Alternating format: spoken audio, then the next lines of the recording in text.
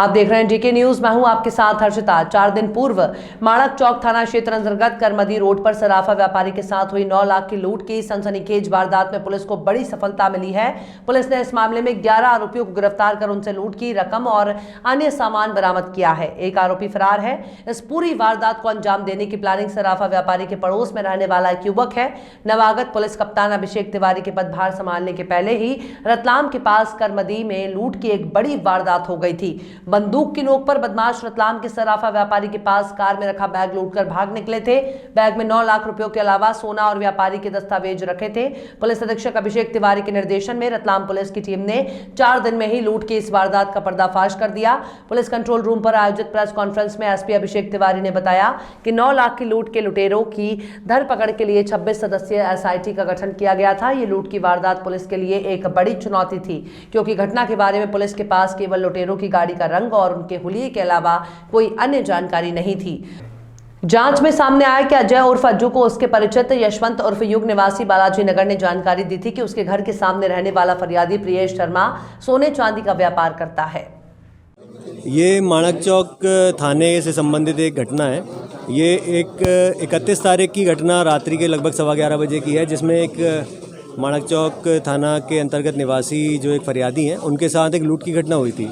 वो 4 व्हीलर से कहीं बाहर से अपने व्यापार से संबंध में बाहर गए थे और जब वापस लौट रहे थे तो 2 4 व्हीलर्स और 1-2 बाइक से कुछ बदमाशों ने इन्हें घेर कर इनकी गाड़ी से एक बैग निकाल लिया था, लूट कर ले गए थे, जो कि इनके द्वारा रिपोर्ट किया गया।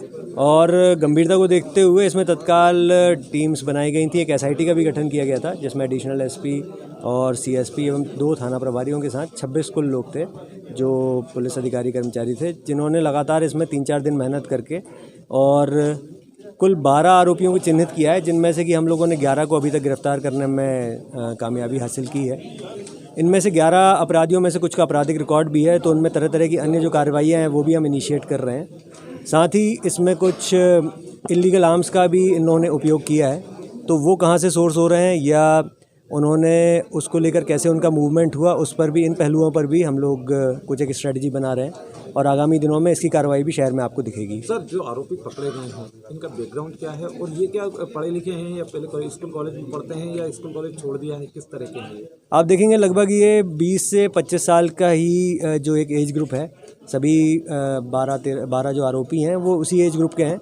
एवं इनका जो पुराना रिकॉर्ड भी देख रहे हैं तो ये इनमें से कुछ ने पढ़ाई कुछ समय पहले छोड़ दी है या कंप्लीट नहीं की, लेकिन ये लगभग इनमें से 8 लोगों का आपराधिक रिकॉर्ड है जो हम देख रहे हैं, जो 2017 में भी कई लोगों ने अपराध किए और तब से किए हुए हैं। तो लगातार इस तरह की घटनाओं में इन्वॉल्व हैं। इस कारण से इन सबको एक ग्रुप मानते हुए गैंग हिस्ट्री शीट भी इनका खोला है, जिससे कि न सिर्फ रतलाम पुलिस को बल्कि आसपास के ज़िलों को भी इनको एज अ ग्रुप ट्रैक करने में आसानी होगी और आगे भविष्य में ये कोई घटना ना कर पाएँ, इस पर हम कड़ाई से अंकुश रख पाएंगे। सर, ये प्लान किसका था? किसने बनाई थी लूट की घटना? मास्टरमाइंड कौन है इसमें? एक मेरे ख्याल से यशवंत नाम है।